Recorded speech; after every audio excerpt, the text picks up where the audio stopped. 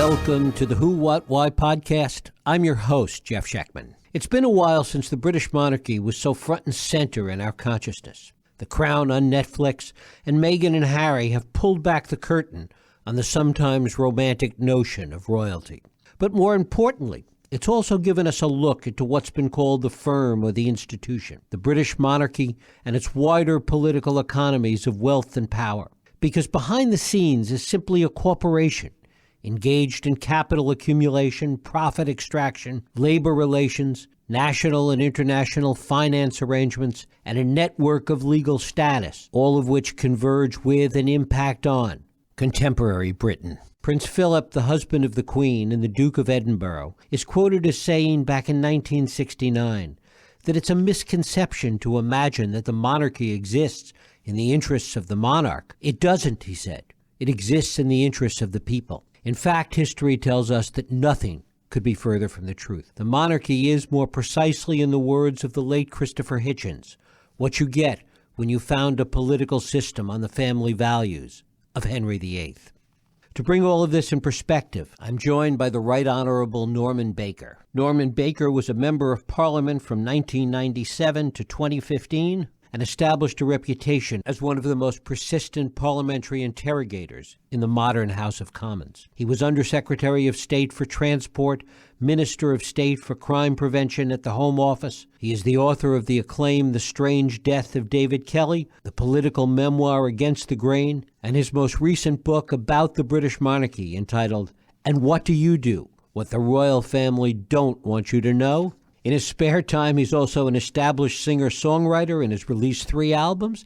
And it is my pleasure to welcome the Right Honorable Norman Baker to the Who, What, Why podcast. Norman, thanks so much for joining us. Very good to be here, Jeff, from far away in distant London. Well, it is great to have you here. Thank you so much for doing this.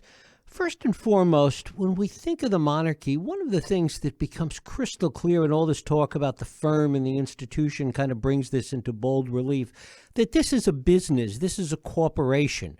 Talk about that first. It is the firm, and that's what Harry and Meghan called it in their recent interview with Oprah Winfrey, quite rightly. And if you look at the wealth that's been accumulated over the years, you have to ask yourself how it is that the Queen is one of the richest people in the country, and not far behind is Prince Charles, and how it was that Prince Philip was born in, I think, a fruit basket, and without doing very much, has ended up as a multimillionaire. And the answer, of course, is not that they won the lottery, not that they found a whole lot of money lying on the pavement.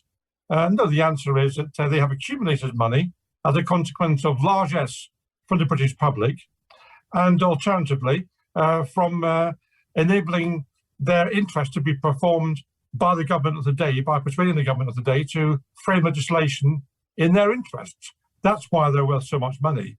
Now, I just have to say that in this day and age, there is no room really for an imperialist monarchy. If you look at the monarchies which exist in the Benelux countries, in the Scandinavian countries, they have moved with the times. They are monarchies of the present day. When a king and queen take up office in those countries, they take an oath of allegiance to the Constitution. In this country, we have to take an oath of allegiance to the unelected person who is head of state. We are the only country I know of where the national anthem relates to one person, namely God Save the Queen. And really, it's inappropriate of a national anthem which requires you to be both religious and to respect monarchy as a concept. A national anthem should be a unifying piece of music, but it isn't in this particular case. So we have to move on. The other imperial monarchies have gone. The Russian Tsar, the Austro-Hungarian Empire, the German Emperor, the French Emperor, they've all gone. But we're left with this imperial monarchy, which is vast, which occupies a huge number of buildings, which takes a great deal of public money. And for what? You mentioned my book, Jeff. I should just say, on the cover is a picture of Buckingham Palace. There are 44 of them on the balcony. What are they all doing? Why do we need these people? Why are we paying for them? To what extent does the accumulation of wealth and the kind of corporate nature of the monarchy, to what extent does that go back to colonial roots, to colonialism? Well, it goes back to, I wouldn't quite say colonialism, I'd say it goes back to imperialism, to the idea that the king and queen are supreme, and okay, they may be technically constitutional monarchs, but actually, interestingly, they still, theoretically at least, have the same power which they did have centuries ago. In theory, the Queen could veto legislation. I mean, it'd be very unwise for her to do so, but she has that power. And when the members of the armed forces, our Air Force, our Navy, our Army, enlist, they take an oath of allegiance not to the country, but to the monarch in person. Now, that may sound rather abstract and not important, but just think back what happened in the late 1930s. We had Edward VIII on the throne. Edward VIII was effectively a Nazi. He was certainly a deep Nazi sympathizer and no friend of democracy. Unfortunately, he was made to abdicate before the World War started. But suppose he'd been in the throne in 1941. There was a movement in the UK to try to do a deal with Hitler, particularly from the aristocracy. The deal would have been to leave the British Empire alone and let the Nazis roam wild towards the east and towards the Slavic nations. Now, fortunately, Churchill was here. That didn't happen. But suppose Edward VIII on the throne had said to all those people in the armed forces who'd signed allegiance to him personally, lay down your weapons in the interest of the country, what would have happened? You know, we can't have that situation arising. This power needs to be curtailed, returned to the democratic parliament we have, and that's where it should reside, not with the monarch. Do you know, I find it offensive. When I was elected as a member of parliament in 1997, I had won my seat thanks to the democratic mandate in my own constituency. I fought hard for that, and I won it. And why should I, in order to take my seat in the House of Commons and discharge my duties in a democracy on behalf of my constituents, why should I have to take an oath of allegiance to an unelected person before I can take my seat, and indeed be fined if I speak in the House of Commons without having taken that oath? Suppose an entire political party was elected with a majority in the House of Commons on the basis of wanting to abolish the monarchy. If that happened, they would all have to take an oath of allegiance to the Queen in order to take their seats, in order to abolish her. What a nonsense that is. We need to move on. And one of the problems with the royal family, which may not be their fault, but as a consequence of it, is it ties Britain to the past. We need to look forward, not back. And there's an element of the population here that takes comfort in the monarchy, that takes comfort in a kind of grand illusion that Britain is still sitting down at the world table with Churchill and Stalin and Roosevelt, as it did at Yalta in the Second World War, that was still a great power. We're not. We're a very nice country, but we're not a great power anymore. And the royal family helps to maintain the illusion we are. We need to move on. It's in the interest of this country we do move on, and the royal family is an obstacle to that. What about the argument that some have made, and this relates to what the royal family costs the country, the argument that's made that it is a kind of brand, that it brings in tourism, that it brings in a lot of dollars into the country? Brings in tourism. I don't think it's really appropriate to base a country's constitutional arrangements on what tourists might like. That's hardly a very constitutional argument to put forward. And in any case, let's take the tourism argument at its face value. I wonder if your listeners know how many people visit each particular royal palace in Europe and what the most popular royal palace is. Well, I'll tell you, the one that gets the most visitors is the Palace of Versailles. And the French abolished their monarchy in 1848. So I think we could probably have Buckingham Palace open more for tourists if the Queen and her family were not in residence. So yes, there's a brand, but it's not necessarily a helpful brand. Okay, it means that people abroad have heard of Britain and they see the royal family, but that's a misleading impression of what Britain is these days. You know, I think the Britain that we should be advertising is one that is doing really well in the creative arts, that produced the Beatles, for example, that produced the World Wide Web, thanks to Tim Berners-Lee, the technology base which we've got in this country, the creativity, the ingenuity. That's what we should be pushing, not some past centuries imperial image, you know, with state coaches and everything else. I mean, that's nothing to do with where Britain should be, and it's not helpful to present that image to the world. Why is it that journalism, the tabloids, and the mainstream press in Britain has not been more aggressive in uncovering some of these aspects of the royal family? Well, the press is quite juvenile in some ways, I'm afraid. The press concentrates on trivia. So we learn that Kate's fallen out with Meghan, or Meghan's fallen out with Kate, or that Kate dropped an umbrella on her way into the car and had to pick it up in shock horror. She wasn't supposed to pick it up. Someone else should have picked it up for her. You know, all this stuff is just rubbish. It's all just trivia. But that's what the papers concentrate on. And there is a kind of unwritten deal between the royal family and the media, as a matter of fact, which is that if the royal family cooperates and give the media what they want, pictures of the kids and so on, then the media tend to leave them alone.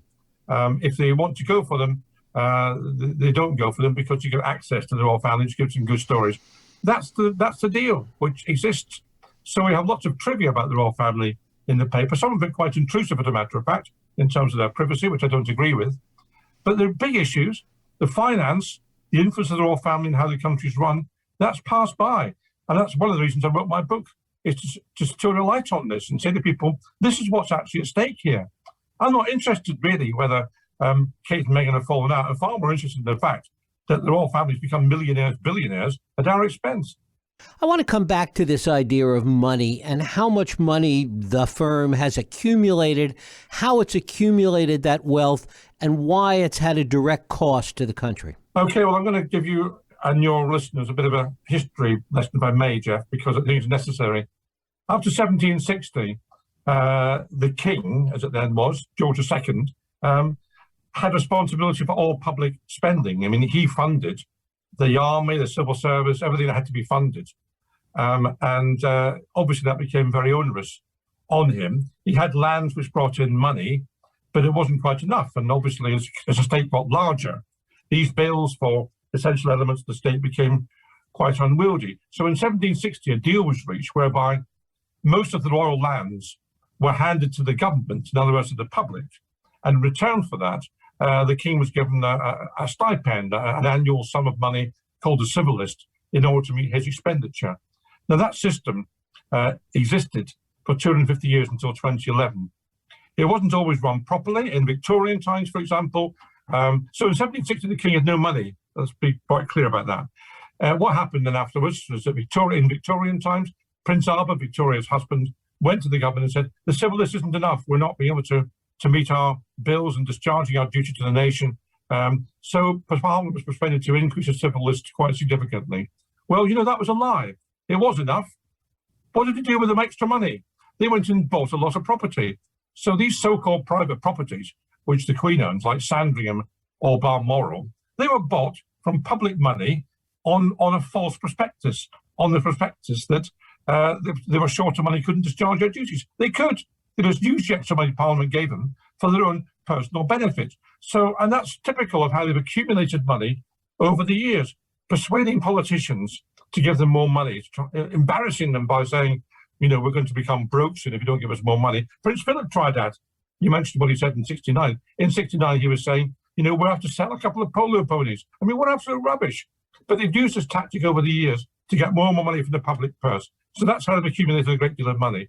And then they managed to twist the taxation arrangements to suit themselves. So from 1952 to 1993, the Queen paid no income tax on her private money, her private investments. No income tax. And then between 52 and 93, the Queen was exempt from paying tax on investment income. Now, we have a calculation from one of our tabloids, I think it was the Daily Mail, around the time, that exemption alone, just the taxation exemption on investment income, had given the Queen a windfall of £800 million. £800 million that should have been used to provide hospitals and schools and roads and railways for our country, instead was given to one of the richest people in the country. And then there's death duties. When people die, they are subject to an assessment for death duties, except they're not in the royal family. And when the Queen Mother died, no death duties were paid.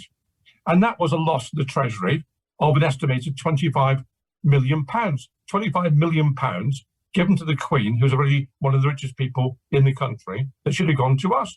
There are all sorts of medieval, archaic arrangements here. For example, the Queen still has control of what's called the Duchy of Lancaster as part of the UK. That wasn't transferred in 1716 because it was worth nothing in 1716 and nobody thought about it. But it's worth a great deal now. And the archaic arrangements which exist there are that if somebody in the Duchy of Lancaster area dies without a will, their estate goes to the Queen. To the Queen, not to the taxpayer, to the Queen. Now, these are ridiculous arrangements which exist and should have been abolished years ago. But it's not simply that. We've got favourable taxation arrangements for Prince Charles. the Duchy of Cornwall, which also should be in public hands, and he's grasped hold of it, saying it belongs as a private estate. He calls it a private estate. Well, private estates in the UK pay something called corporation tax on their profits, except the Duchy of Cornwall doesn't. So on the one hand, it's private and we can't find out about it, and he's exempted himself from freedom of information. On the other hand, it's public and doesn't pay corporation tax. So they argue it's private when it suits them, and the argument is public when it suits them. And all these wheezes, I've just given you a few, all these wheezes mean they've accumulated vast amounts of money at public expense over the years. It's disgraceful. And in 2011, just to finish the history, if I may, Jeff, in 2011, the royal family got what they'd been arguing for a very long time. Prince Charles had been arguing for years. Prince Charles likes to accumulate public money for himself. He argued for a long time that the money from the Crown Estates, these are the lands that were given to the public in 1760 in return for an annual civil list, that the Crown Estates really ought to belong to the royal family because they were Crown Estates. The word Crown was what he majored on. Of course, he argued that they should come back to the royal family. He wasn't arguing, of course, that the royal family should pick up the bill for the army and the civil service and all the things they'd lost in 1760. Oh no, he wanted a one-way traffic of all the benefits and none of the disbenefits. So in 2011, the civil list was abolished and replaced by a linkage, quite improper, a linkage between what the royal family got and the profits of the Crown Estate. And the consequence of that is this. In 2011, the royal family received 7.9 million from the civil list. By 2019, that figure had gone up to 82.3 million, a more than tenfold increase at a time of austerity in this country. So they are conning it in. They are conning it in at public expense, coining and conning the public at large in this country. So that's a disgrace. What do we not know about the finances of the royal family? How much is public, and certainly a great deal is, but how much is hidden away behind secrecy? What do we not know about what's going on with the royal family finances? Well, to be honest with you, most people don't know what I've just been telling you for the last 10 minutes. That's not generally known. What the royal family says is that, we're a very good value. We're the equivalent of a cost of a postage stamp or something each year, or a cup of tea or some other nonsense. That is a very narrow assessment of taking one or two figures and extrapolating from that. It doesn't take into account all the things I've been talking about, the exemptions from tax, the dealing behind the scenes, the money that comes from people who are intestate when they die. None of that's included. And nor is the security, by the way. The security for the royal family comes to about £200 million a year, to the latest estimate. Enormous amount of money. Now, of course, nobody wants the royal family to be unsafe, but do we need 24-hour protection for members of the royal family you've never heard of? I mean, who is Princess Alexandra? Anyone know who she is? Well, she gets royal protection. Why do these people get royal protection? This is not what happens in Norway or Sweden or Holland or Belgium. It doesn't happen that way. But over here, they want it as a kind of status symbol, so we pay for it through the public purse. So a great deal about the royal finances is not known. Instead, they trot out this lie each year about how much they cost them a postage stamp or something each. And that becomes the figure that's put in the papers because they won't challenge it. Most of them won't challenge it. I'll just give you one example of the egregious nature of how the royals are. They are so money grasping. Here's an example. Buckingham Palace was down to be refurbished. It is a bit of a state, to be honest with you. And I think the cost quoted in about 2009 to do some necessary repairs was about £10 million. And when we got a new Prime Minister in 2016 with Theresa May and a new Chancellor, Philip Hammond, then the palace tried it on. They went to see them and said, we need to repair Buckingham Palace. And it's going to cost £359 million. £359 million. So whatever that is, about $500 million. And the Prime Minister said, yes, okay, we'll pay for that. So suddenly this thing has gone up 35 times in cost, and we paid a whole lot. And now presently going on is this gold-plated, all bells and whistles refurbishment of Buckingham Palace is going on at this particular point. And here's the rub of it. The Buckingham Palace is open to tourists to bring in some cash. They get charged quite a lot to go around Buckingham Palace in the summer months. And guess what? We, the taxpayer, pay for the refurbishment, but the Queen keeps the money for the tickets that she sells. Nice work if you can get it, isn't it?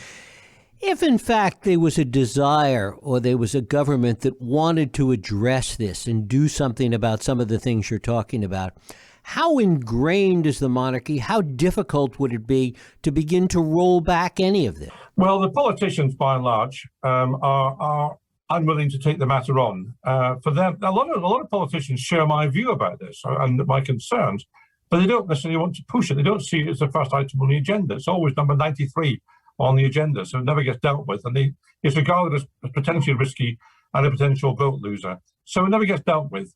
And I've got a chapter in my book called Weak at the Knees, which sets out in despairing detail how politicians have given in time and time again to the royal family. We never quite have a majority or anything like a majority of politicians willing to do anything about it. But, at any one time, even when the monarchy is at its most popular, about 25% of the population in this country want a republic, even when the monarchy is sailing high in the opinion polls. Well, 25% of the House of Commons is 25% of 650 MPs, whatever that is, what's that? 325, 160 MPs. You'll never find more than 10 MPs at any one time who will come out publicly and say they want the monarchy either abolished or even reformed. They won't say so, but they'd say it privately, but they won't say it publicly. I'm one of the few who ever did that. How does this play out in the broader Commonwealth? Well, I mean, the Queen is well respected. Let me say this first of all. The Queen as an individual is well respected in this country and well respected across the world. And she seemed to have done a decent job. She seemed to have been diligent and given public service. She hasn't really made very many mistakes in public, if any, hardly, which is quite an achievement over her very long reign. So I think people are reluctant to say too much publicly about the monarchy while she is on the throne. I think the situation will change dramatically, actually, when she goes and we have a change at the top. And of course, the hereditary principle means that you don't get to choose who's your head of state. You get whoever's next in line, whether they're any good or not. So you can have someone diligent like Elizabeth II at the moment, or someone who's a basic Nazi like Edward VIII. I mean, it just whoever comes up with the rations, really, you get. So the Commonwealth, you asked about the Commonwealth. The Commonwealth doesn't want to upset the Queen, I think, who's been very loyal to the Commonwealth. But that will change, I think, when she goes and Prince Charles takes over. I think, for example, that Australia will become a republic. I mean, I have to ask myself, why is a country, the other side of the world, which is a fully functioning independent country, why has it still got this kind of head of state back, from colonial days in the UK? It doesn't make any sense to me. So I think Australia needs to, and the other countries too, frankly, should find their own head of state rather than relying on ours. How do you think attitudes will change specifically once Charles moves up to the throne? Oh, I think a lot of the things I'm saying and people are mumbling, will now be said, will then be said in more vocal ways. There is, I think, unhappiness with the royal family, and Harry and Meghan, by the way, are encapsulating some of that concern. The royal family is ultra-conservative, small c, and therefore when Meghan says there are issues about race, I mean, frankly, that sounds credible to many people. So I think when Prince Charles takes over, he hasn't got the same affection from the public as the Queen has. He upset many, many people the way he dealt with Diana, which was seen to be duplicitous and unfair on Diana. There were 3 people in this marriage, she famously said, and there were. So that's in the British memory, and people don't like that about him. They don't like the fact that he's hypocritical on climate change, and he goes around the world lecturing people on the need to cut carbon, but does so in private jets, taking vast numbers of servants with him wherever he goes. They don't like the fact that he's money grabbing in the Duchy of Cornwall and seems to be money grabbing. They don't like the fact he seems to be a bit, in many people's eyes, a bit weird in terms of attitudes towards architecture or other such matters. So I don't think Charles will command the same respect or devotion almost that the Queen does. So the royal family, I think, will have a very difficult and challenging time when he takes over. And, my advice to him, not that he wants advice from me, but my advice to him is, you've got to reform the royal family pretty damn quick, because the tree that doesn't bend will surely break. Is there any sense that that he would do that he would reform the royal family? Well, I think there is a sense that he wants to slim it down. He wants to slim it down by cutting out his brothers and having a much narrower base, as the Scandinavian monarchy and the Benelux countries have. So in that sense, I think he does recognise a need to change. But what he doesn't recognise is the need for him to change himself or his attitudes. he's very willing to reform other people, but not reform himself. Talk a little bit about the younger members of the royal family. Are they popular, and is there a generational shift that is ahead as far as the royal family is concerned?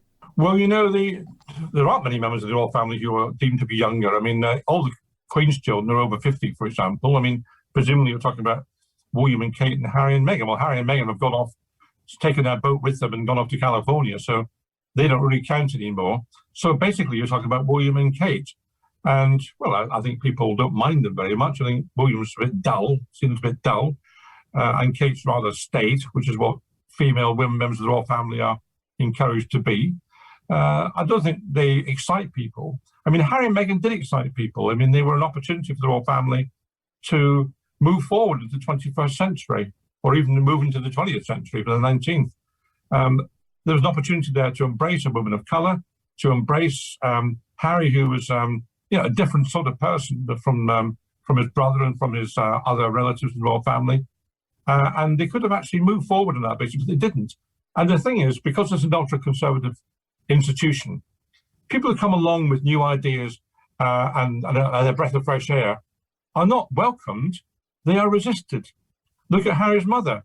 It just happened before. When Diana came along, she had her own mind, an intelligent woman. She wanted to campaign against landmines, and she was the first royal to hold someone's hand who was suffering from AIDS.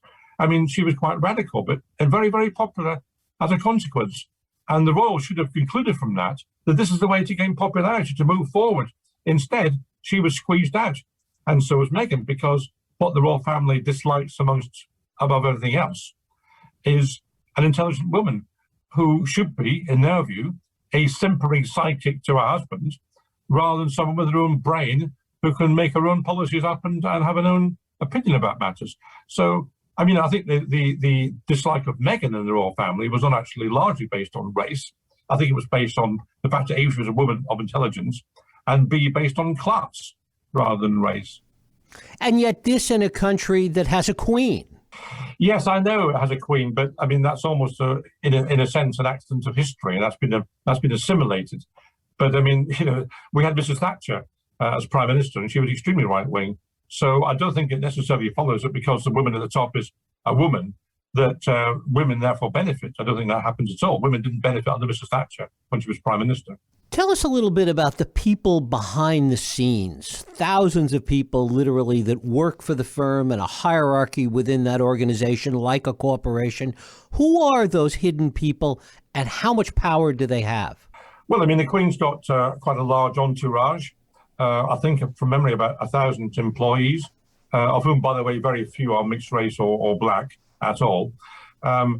Those employees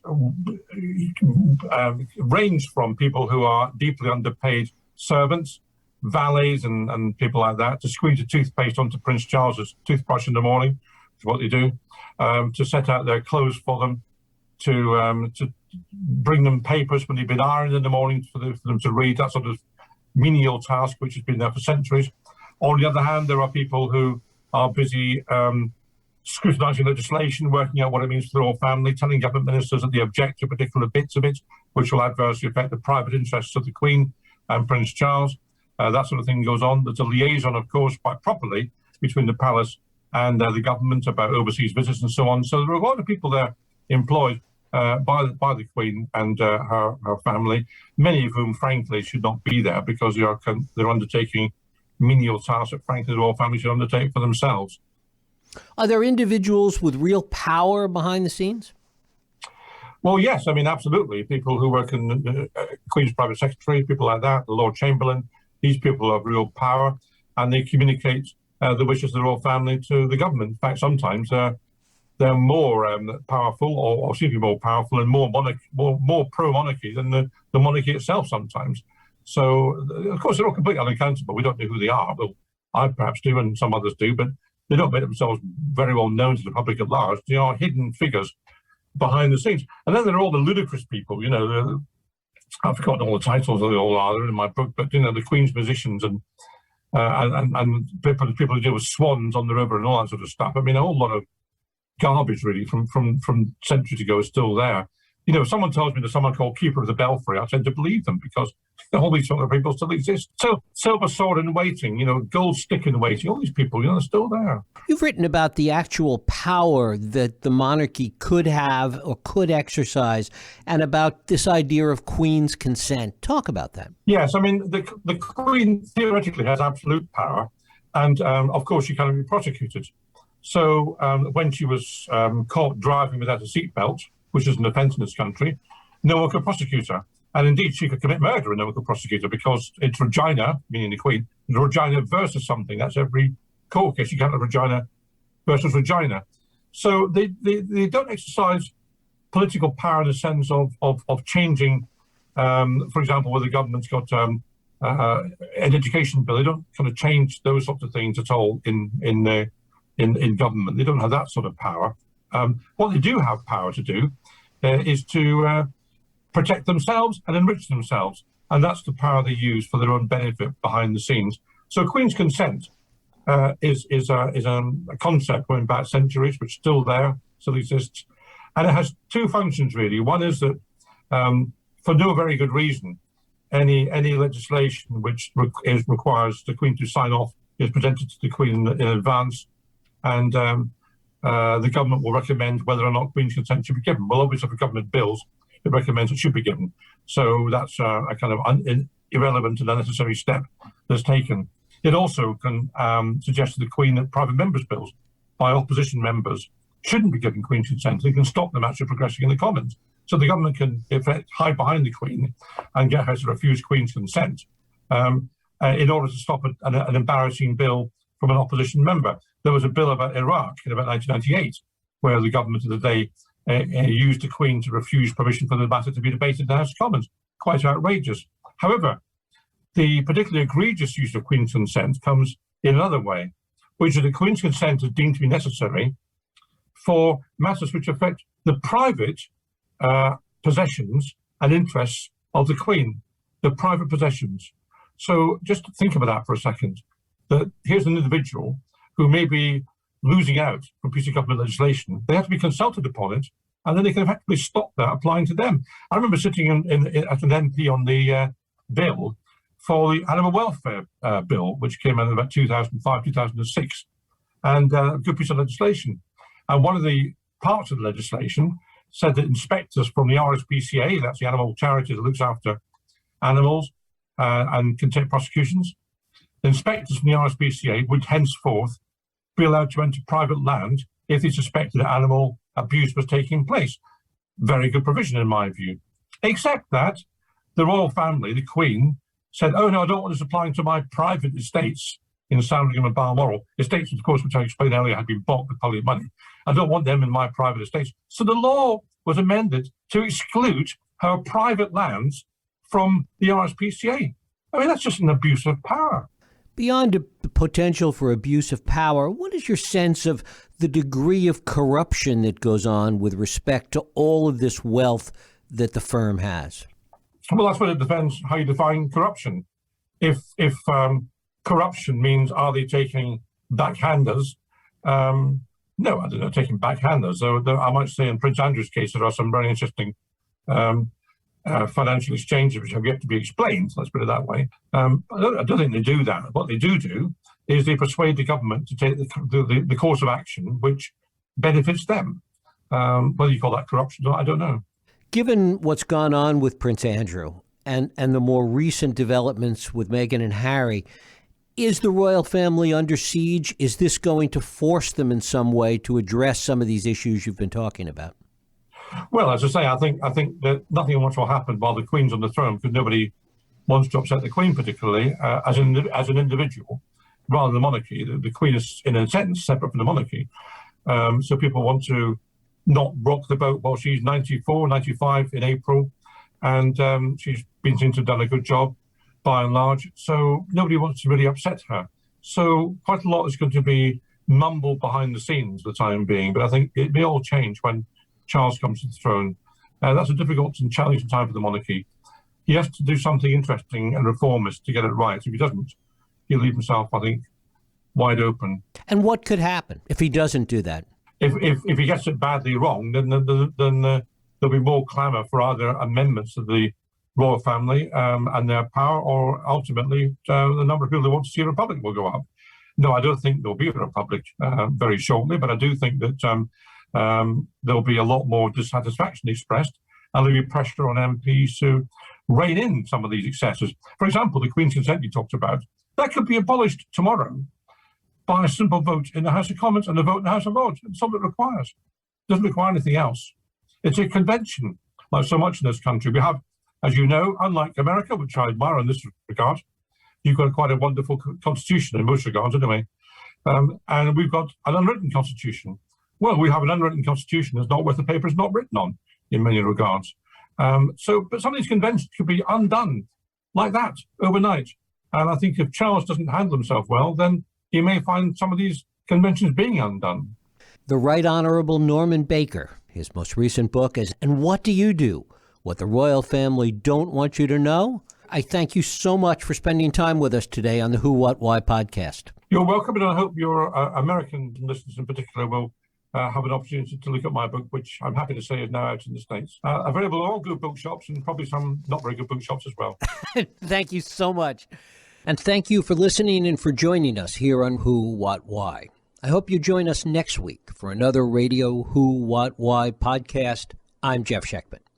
If you like this podcast, please feel free to share and help others find it by rating and reviewing it on iTunes. You can also support this podcast and all the work we do by going to whowhatwhy.org/donate.